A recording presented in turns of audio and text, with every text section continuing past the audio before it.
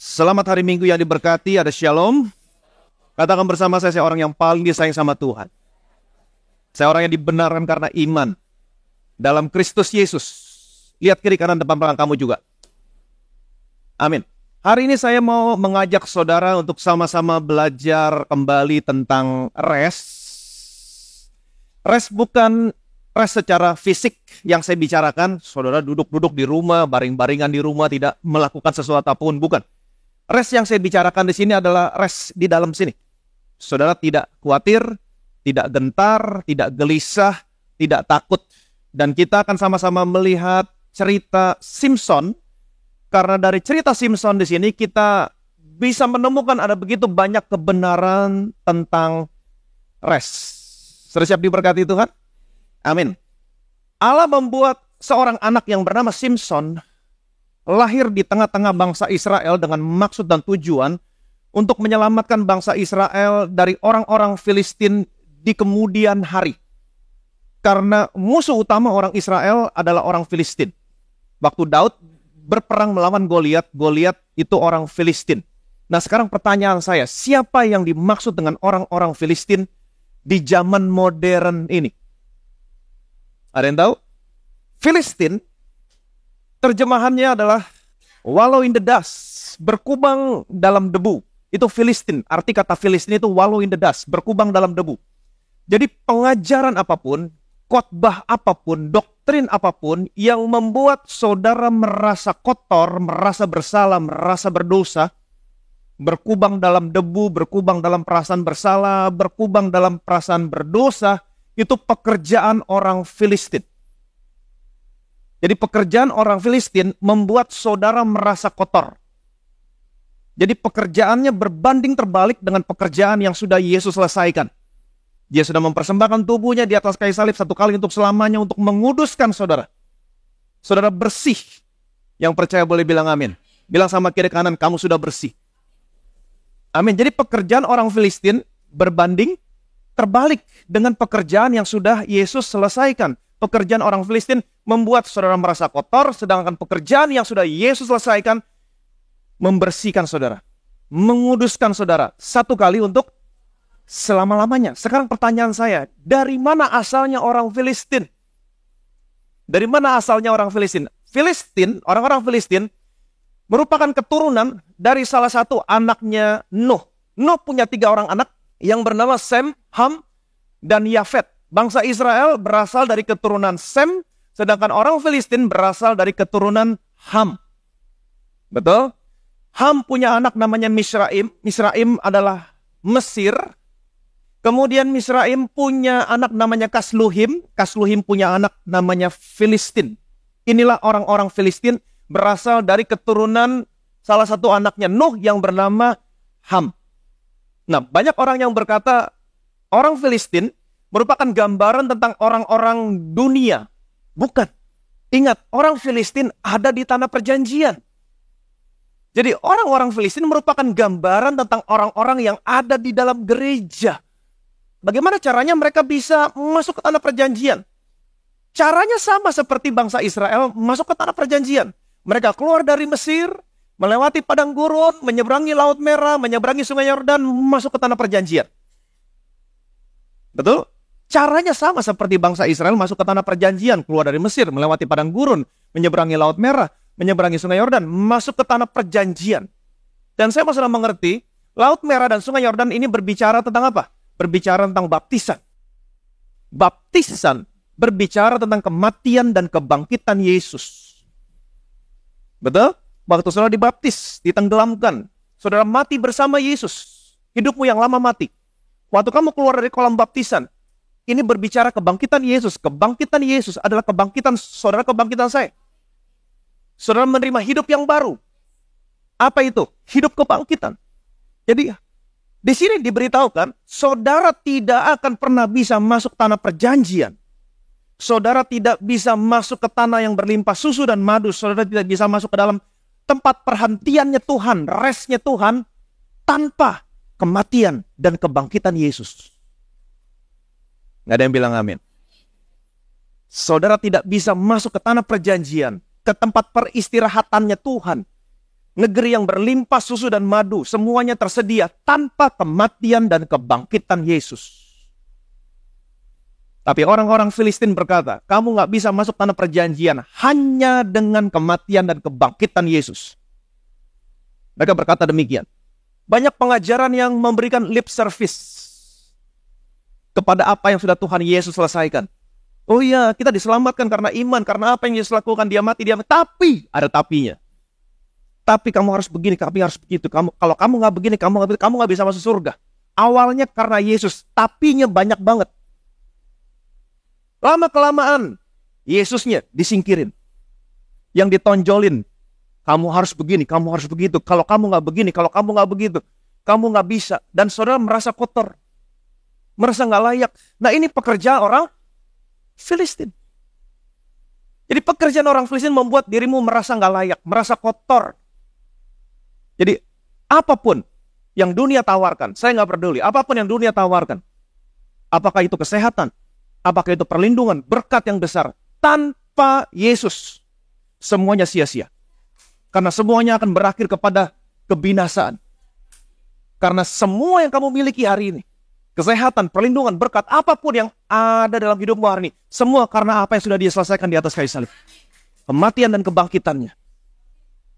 Amin. Jadi ingat baik-baik, pekerjaan orang Filistin membuat saudara berdirinya merasa kotor. Nah, kita kembali ke cerita tentang Simson. Kita belajar dari cerita tentang Simson. Simson anaknya Manoah. Betul? Simson anaknya Manoah. Manoah artinya res. Jadi Simson adalah anak res. Sebelum Simson lahir, malaikat Tuhan menampakkan diri kepada ibunya Simson dan berkata, engkau mandul, engkau tidak beranak, tapi engkau akan mengandung dan melahirkan seorang anak laki-laki. Mulutnya tidak pernah minum anggur, tidak pernah masuk anggur, kepalanya tidak pernah kena pisau cukur, dia akan menjadi nasir Allah. Nasir adalah orang yang hidupnya dikhususkan untuk Allah. Dia akan menjadi nasir Allah sejak dalam kandungan ibunya, sejak dalam kandungan sampai dia mati. Dia akan menjadi nasir Allah dan dia akan membebaskan orang Israel dari orang Filistin. Singkat cerita, Simson lahir, Alkitab berkata dia bertumbuh besar dan dia sangat diberkati Tuhan. Saya percaya saudara sudah banyak sekali membaca cerita tentang Simson. Bagaimana dia melakukan pekerjaan-pekerjaan, perbuatan-perbuatan yang besar. Sekarang pertanyaan saya, bagaimana rupanya Simson, fisiknya Simson? Banyak orang berpikir Simson karena dia melakukan pekerjaan-pekerjaan yang besar, membunuh singa dan segala macam. Simson seperti laki-laki yang gagah perkasa. Tapi saya percaya, Simson laki-laki, bentuk fisiknya laki-laki yang lemah. Mungkin dia kurus. Dan dia lemah seperti perempuan. Kenapa? Rambutnya panjang. Nggak pernah kena pisau cukur. Dia ada laki-laki yang lemah secara fisik. Saya percaya Simson bentuk fisiknya demikian. Kenapa? Karena waktu dia melakukan pekerjaan-pekerjaan yang besar, orang bisa tahu, ini bukan Simson, ini pasti Tuhan. Tuhan yang dapat kemuliaan. Amin. Dan memang setiap kali Simson melakukan pekerjaan-pekerjaan yang besar, Alkitab selalu mengatakan terlebih dahulu Roh Tuhan berkuasa atas Simson. Jadi orang bisa tahu, oh ini bukan Simson ini. Ini pasti Tuhan. Ini pasti Allah yang bekerja di dalam Simson. Alkitab menceritakan satu hari, orang-orang Yehuda menangkap Simson. Mengikat Simson dengan 2 tali yang baru. Kemudian membawa Simson kepada orang Filistin. Betapa orang-orang Filistin bersuka cita mendapatkan Simson. Simson bisa diikat. Artinya apa? Ini menandakan Simson gak selalu kuat. Dia manusia yang lemah. Diikat. Dibawa kepada orang Filistin. Tapi Alkitab menceritakan, Roh Tuhan berkuasa atas Simson. Apa yang terjadi? Tali yang mengikat tangannya seperti jerami yang terbakar dan semuanya terlepas. Kemudian Simson menemukan tulang rahang keledai dan dia bunuh 1.000 orang Filistin dengan rahang keledai. Jadi dalam cerita ini saudara bisa melihat Tuhan memakai yang lemah. Simson laki-laki yang lemah. Dan saudara bisa melihat dalam cerita ini Tuhan memakai sesuatu yang tidak berarti. Rahang keledai yang mati, yang tinggal bangkai, dagingnya hilang, tinggal tulang belulang. Simpson pakai tulang rahang keledai, sesuatu yang tidak berarti, yang disia-siakan, menjadi senjata yang luar biasa. Membunuh 1.000 orang Filistin. Jadi jelas sekali dalam cerita ini, sama sekali tidak melibatkan kekuatan manusia. Semuanya berbicara tentang kekuatan Tuhan. Kalau saudara hari ini masih mengandalkan kekuatanmu, maaf, Tuhan nggak bisa menolong saudara. Nanti kita akan menemukan kenapa kalau saya masih mengandalkan kekuatan saya, kenapa Tuhan nggak bisa menolong saya. Jadi sekalipun Simpson melakukan pekerjaan-pekerjaan yang besar bersama Tuhan, tapi sebagai manusia, Simpson punya kelemahan. Betul? Kelemahan yang biasa dimiliki oleh laki-laki pada umumnya. Apa itu? Kedagingan. Wanita. Kenapa Simpson bisa memiliki kelemahan ini? Akarnya adalah, kita harus tahu akarnya, kita cari akarnya. Akarnya adalah karena penolakan. Dan karena ketidakhadiran orang tuanya memberikan semangat kepada Simpson waktu Simpson mengalami penolakan. Ingat baik-baik, apa panggilan Simpson? Dia menjadi nasir Allah. Orang yang dikhususkan hidupnya untuk Tuhan. Yang pertama, dia nggak boleh minum anggur. Betul? Yang kedua, dia nggak boleh potong rambutnya. Dua hal ini, perhatikan baik-baik. Dia nggak boleh minum anggur. Bangsa Israel, mereka merayakan panen buah anggur. Betul? Ketika panen buah anggur datang, mereka memetik buah anggur. Seluruh desa memetik buah anggur, kemudian buah anggurnya ditaruh di tempat pemerasan. Dan mereka injak-injak buah anggur, sambil bersuka cita, menari-nari, memainkan instrumen, mereka bersuka cita. Seluruh desa. Betul? Seluruh desa. Tapi, karena demikianlah caranya mereka memeras anggur saat itu. Tapi ada seorang anak yang tidak bisa ikut panen buah anggur. Siapakah dia? Simpson. Kenapa? Nggak boleh setetes anggur pun masuk ke dalam mulutnya. Jadi Simpson, sebagai seorang anak, dia melihat teman-temannya begitu bersuka cita, ikut panen buah anggur, sedangkan dia duduk dari kejauhan. Dan dia hanya melihat teman-temannya bersuka cita, tapi dia nggak bisa ikut bersuka cita. Seharusnya di sini peran orang tuanya memberikan semangat sama Simpson. Tapi bapaknya orang yang lemah. Dari mana saya tahu bapaknya orang yang lemah? Karena waktu malaikat Tuhan menampakkan diri kepada ibunya, bapaknya berkata begini, kita pasti mati. Karena kita melihat Tuhan. Tapi ibunya berkata begini, enggak. Kalau kita mati, kenapa Tuhan memberitahukan kepada kita segala sesuatunya? Jadi ibunya lebih rohani. Bapaknya lemah. Dan yang kedua, dia nggak boleh kena pisau cukur. Jadi saudara bisa bayangkan sejak lahir, umur 3 tahun, 4 tahun, 6 tahun, 7 tahun, berapa panjang rambutnya? 8 tahun, 9 tahun, 12 tahun. Dia laki-laki dengan rambut yang panjang. Mungkin waktu dia main bersama-sama dengan teman-temannya, dia ditolak. Kamu bukan laki-laki, kamu perempuan. Sana-sana, nggak boleh main sama laki-laki lagi. Nama kamu bukan Simpson, nama kamu Simpsona. Jadi dia mengalami penolakan. Waktu dia mengalami penolakan, dia sedih. Seharusnya bapaknya, kalau bapaknya bijaksana, bapaknya hadir memberikan kekuatan sama Simpson. Selalu menghibur Simpson. Seharusnya bapaknya bilang begini, Simpson, sebentar lagi musim buah anggur tiba. Kalau musim buah anggur tiba, kamu sama bapak, kita pergi ke padang. Teman-temanmu menginjak anggur, tapi kamu sama bapak, kita akan injak anak rusa. Tapi Pak, saya mau, enggak. Tuhan sudah kasih tahu sama bapak, sama ibu. Kamu anak yang spesial. Kamu akan menjadi nasir Allah. Tuhan pilih kamu. Tuhan pakai kamu. Hidupmu dikhususkan untuk Tuhan. Malaikat Tuhan sudah kasih tahu sama bapak, sama ibu. Betapa bapak ibu terhormat menjadi orang tua kamu. Betapa kamu berharga buat bapak kamu ibu. Kita akan injak anak-anak rusa. Seharusnya bapaknya demikian. Memberikan semangat. Tapi bapaknya orang yang lemah.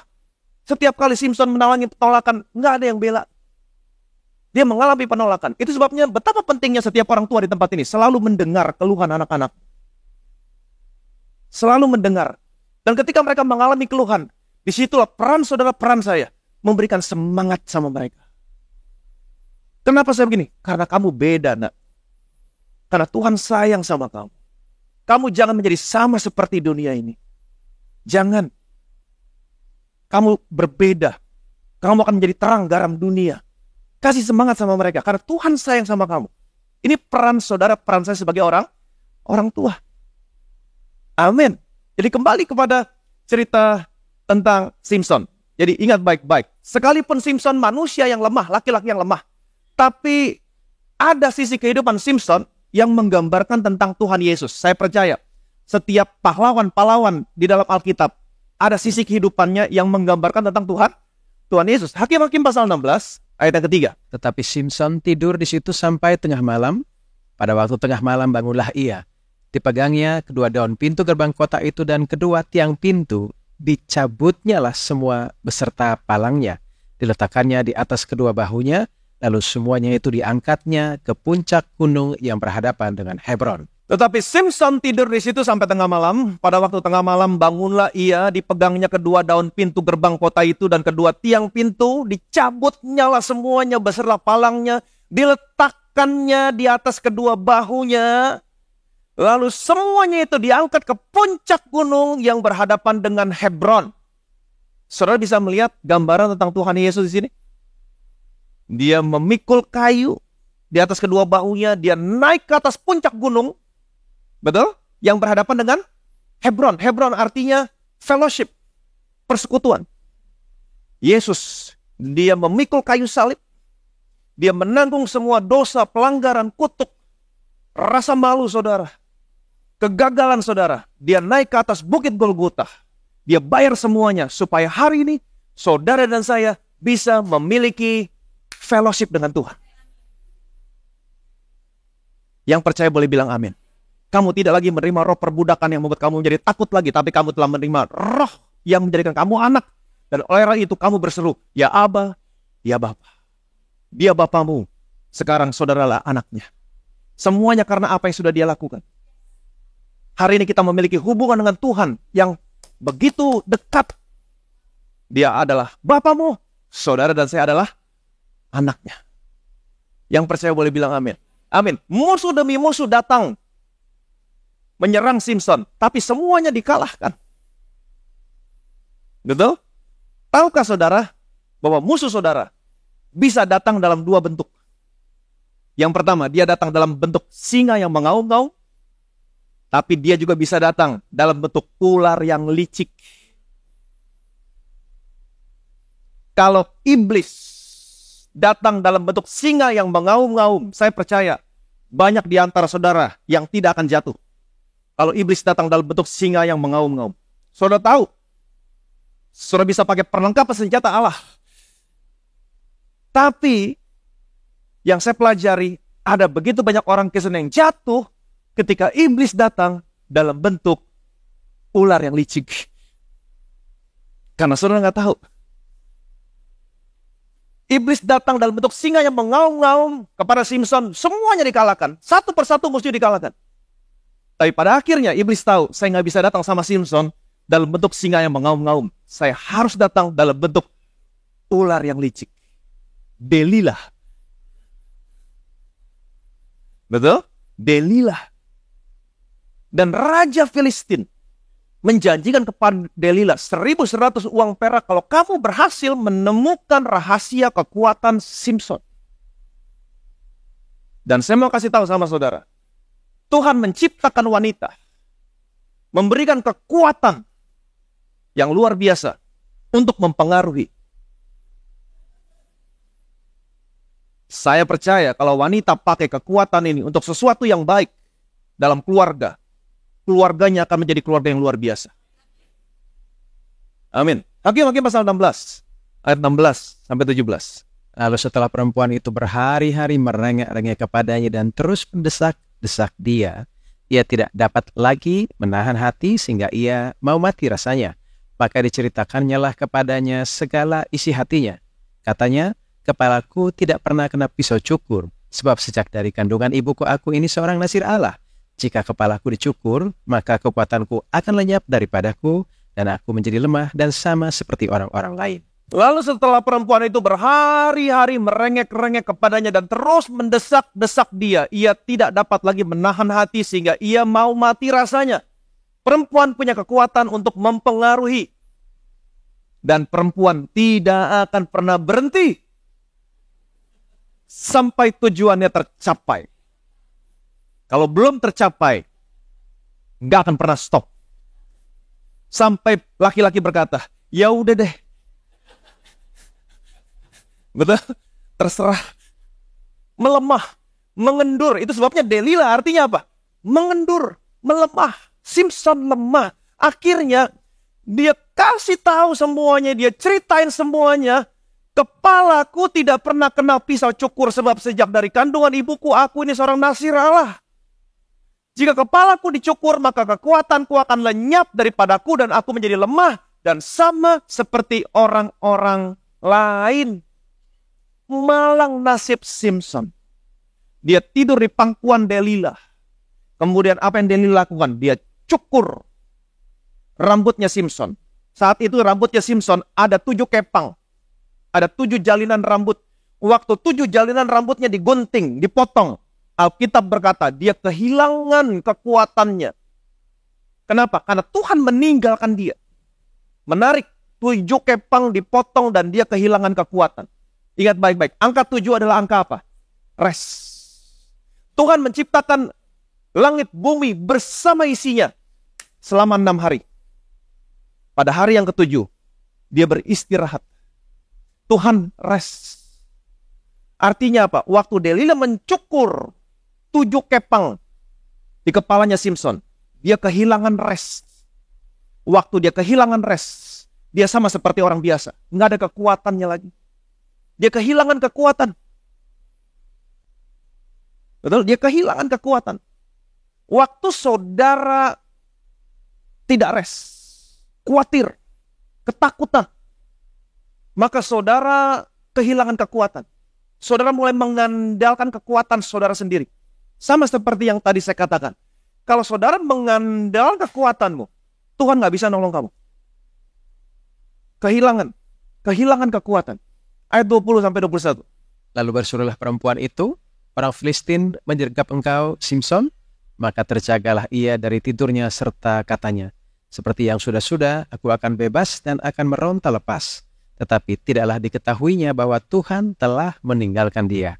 Orang Filistin itu menangkap dia, mencungkil kedua matanya dan membawanya ke Gaza. Di situ ia dibelenggu dengan 2 rantai tembaga dan pekerjaannya di penjara ialah menggiling. Lalu berserulah perempuan itu, orang Filistin menyergap engkau, Simpson.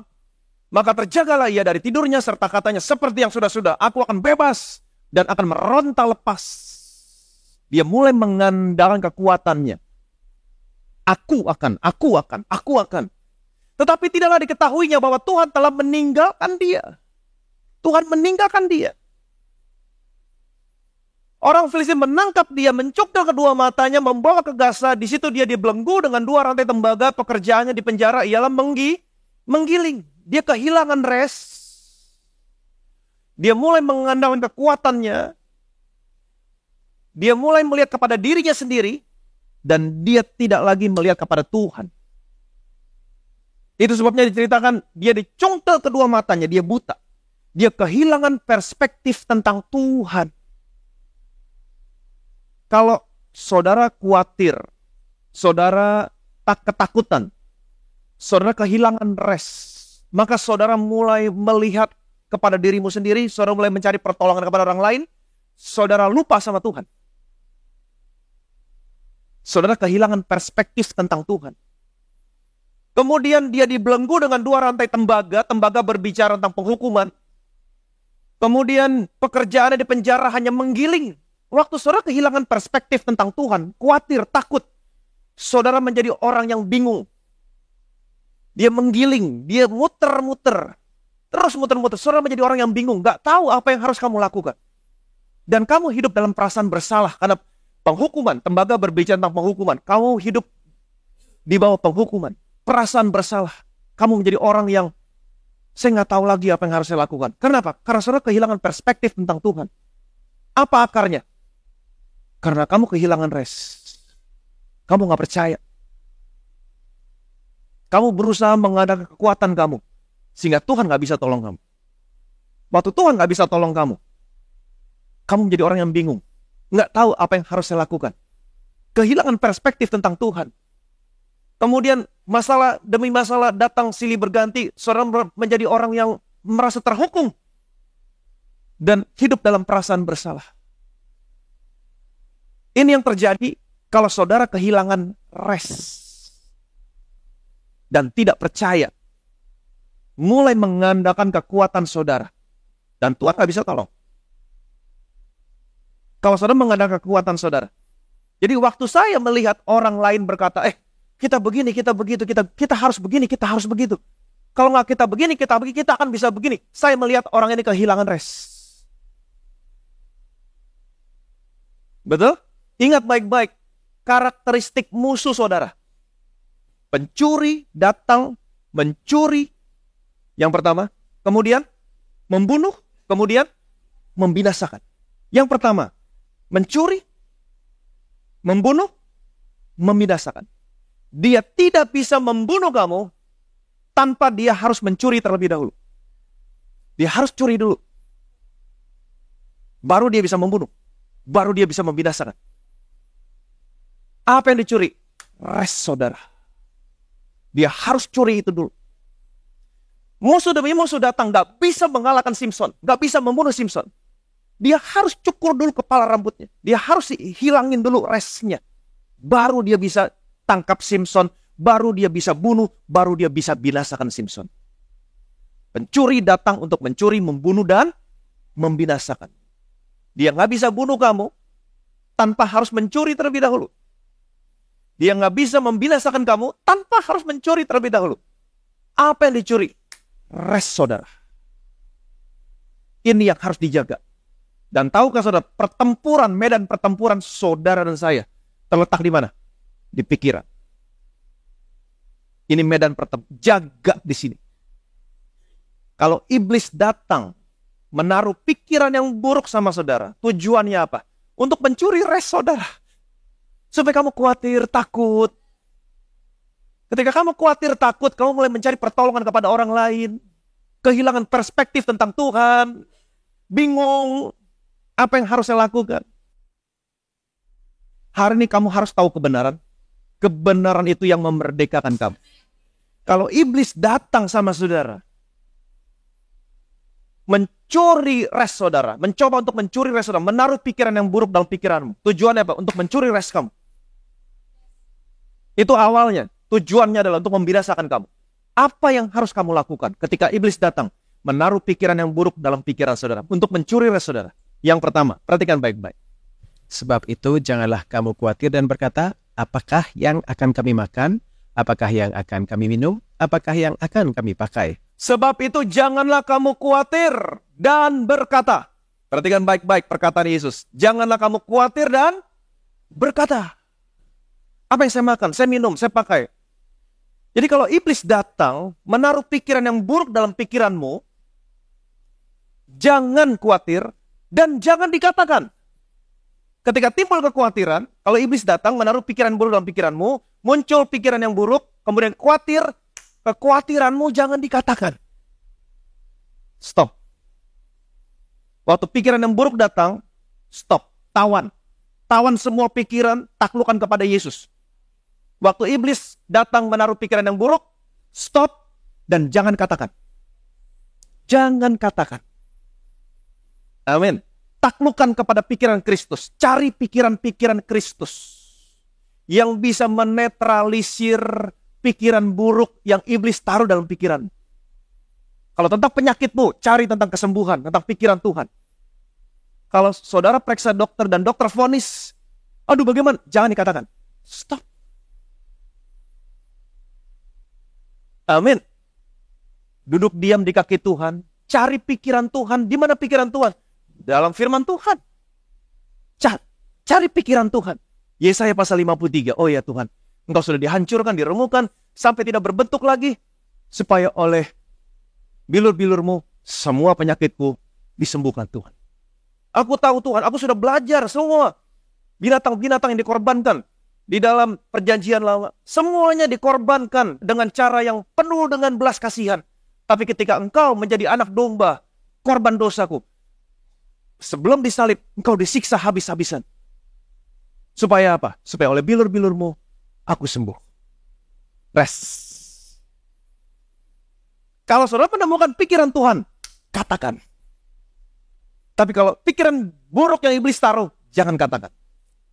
Tuhan berkata, jangan khawatir dan berkata. Jangan.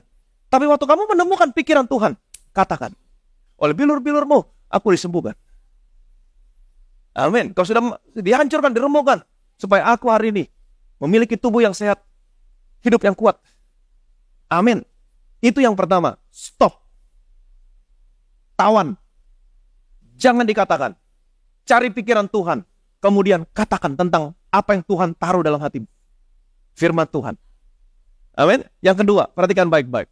Karena itu rendahkanlah dirimu di bawah tangan Tuhan yang kuat, supaya kamu ditinggikannya pada waktunya. Serahkanlah segala kekhawatiranmu kepadanya, sebab Ia yang memelihara kamu. Serahkanlah segala kekhawatiranmu kepadanya. Jadi waktu iblis datang menaruh pikiran buruk dalam pikiranmu, tujuannya untuk apa? Mencuri rest saudara. Yang kedua, serahkan segala kekhawatiranmu kepadanya. Sebab Dia yang memelihara kamu. Jangan khawatir. Bagaimana caranya saya menyerahkan kekhawatiran saya kepada Tuhan, Pak? Konkretnya, praktisnya gimana? Ayat sebelumnya berkata, rendahkanlah dirimu di bawah tangan Tuhan yang kuat, supaya kamu ditinggikan pada waktunya. Bagaimana caranya saya menyerahkan kekhawatiran saya kepada Tuhan? Rendahkan dirimu di bawah tangan Tuhan yang kuat. Bagaimana praktisnya lebih lagi? Kita lihat Filipi pasal 4, ayat 6 sampai dengan 7. Janganlah hendaknya kamu khawatir tentang apapun juga, tetapi nyatakanlah dalam segala hal keinginanmu kepada Allah dalam doa dan permohonan dengan ucapan syukur. Damai sejahtera Allah yang melampaui segala akal akan memelihara hati dan pikiranmu dalam Kristus Yesus. Janganlah hendaknya kamu khawatir tentang apapun juga. Jangan khawatir dan jangan dikatakan, tetapi nyatakan dalam segala hal keinginanmu kepada Allah, serahkan segala kekhawatiranmu kepada Tuhan. Bagaimana caranya? Rendahkan dirimu di bawah tangan Tuhan yang kuat. Praktisnya bagaimana? Nyatakanlah dalam segala hal keinginanmu kepada Allah dalam doa dan permohonan dengan ucapan syukur. Jadi perhatikan baik-baik. Waktu iblis datang menaruh pikiran yang buruk dalam pikiranmu, tujuannya untuk mencuri rest saudara. Karena tanpa dia curi rest, dia tidak bisa membinasakan kau. Dia tidak bisa membunuh kamu. Jaga damai sejahtera yang ada dalam hatimu, dalam pikiranmu. Itu hal yang harus dijaga. Stop semua pikiran buruk. Jangan katakan. Kemudian cari pikiran-pikirannya Tuhan. Di mana? Dalam firman Tuhan. Dengar khotbah, buka Alkitabmu, duduk diam di kaki Tuhan. Waktu kamu menemukan pikiran-pikiran Tuhan tentang kekhawatiran yang timbul, katakan. Amin. Setelah itu, rendahkan dirimu di bawah tangan Tuhan yang kuat. Serahkan segala kekhawatiranmu, karena Dia yang pelihara kamu. Bagaimana caranya? Janganlah kamu khawatir akan apapun juga. Tapi nyatakanlah semuanya dalam doa dan permohonan dengan ucapan syukur. Kemudian kamu berdoa, Tuhan aku bersyukur. Kau begitu mengasihi aku Tuhan. Kau sudah memberikan tubuhmu dihancurkan, diremukkan. Supaya oleh bilur-bilurmu, aku sembuh Tuhan. Aku pasti sembuh Tuhan. Amin. Setelah kamu berdoa, kamu merasakan apa? Damai sejahtera Allah yang melampaui segala akal, memelihara hati dan pikiranmu. Selesai berdoa, kamu tetap rest, tetap tenang. Amin. Yang ketiga, perhatikan baik-baik. Jadi akhirnya saudara-saudara, semua yang benar, semua yang mulia, semua yang adil, semua yang suci, semua yang manis, semua yang sedap didengar, semua yang disebut kebajikan dan patut dipuji, pikirkanlah semuanya itu. Jadi setelah saudara menyerahkan semua kekhawatiranmu, jangan lagi khawatir. Jangan lagi dipikirin yang jelek-jelek, jangan. Tapi pikirkanlah semuanya itu apa? Semua yang benar, semua yang mulia, yang sedap didengar, yang suci, yang manis. Kebajikan, kemurahan belaka. Itu yang hanya dipikirin. Jangan lagi pikirin yang khawatir-khawatir. Artinya kalau saudara masih berpikir khawatir, artinya mulai dari awal lagi. Jadi ingat baik-baik, selalu jaga hati dan pikiranmu. Rest. dan percaya. Rest and believe. Amin. Jadi rest and believe. Yang pertama, jangan khawatir tentang apapun juga dan jangan katakan. Jadi jangan takut, musuhmu gak ada kuasanya hari ini. Dia sudah dikalahkan. Jadi dia mencoba untuk membinasakan kamu. Bagaimana caranya? Mencuri rest kamu. Pikiran kamu. Itu sebab jaga hati dan pikiran kamu. Jaga betul. Jangan sampai dicuri restnya. Kalau iblis datang menaruh kekhawatiran, membuat kamu khawatir, nggak tenang, takut, gelisah, itu artinya dia sedang mencuri rest kamu. Ingat, dia datang mencuri, membunuh, dan dia harus mencuri dulu. Baru dia bisa membunuh. Dia tidak bisa membunuh kamu tanpa dia mencuri dulu. Mencuri apa? Rest. Jaga. Jangan khawatir, jangan takut. Amin. Karena sesungguhnya dia sudah dikalahkan kok. Dia hanya ingin mencuri kemenangan yang sudah saudara miliki. Jangan khawatir dan jangan katakan tentang kekhawatiranmu. Pikiran-pikiran yang iblis taruh dalam pikiranmu. Jangan khawatir dan jangan dikatakan. Tawan semuanya, stop. Taklukkan kepada pikiran Kristus. Duduk diam di kaki Tuhan, baca firman Tuhan, temukan pikiran Kristus. Waktu kamu ketemu pikiran Kristus yang bisa menaklukkan pikiran yang iblis taruh dalam pikiranmu, katakan. Amin. Yang kedua, serahkan segala kekhawatiranmu kepada Tuhan. Rendahkan dirimu di bawah tangan Tuhan yang kuat. Bagaimana caranya? Janganlah kamu khawatir akan apapun juga, tapi nyatakanlah semuanya dalam doa dan permohonan dengan ucapan syukur. Amin. Ini yang namanya iman yang kita sudah pelajari. Buka mata rohanimu, lihat apa yang sudah dia selesaikan. Mengucap syukur. Waktu kamu mengucap syukur, iblis garuk-garuk kepala.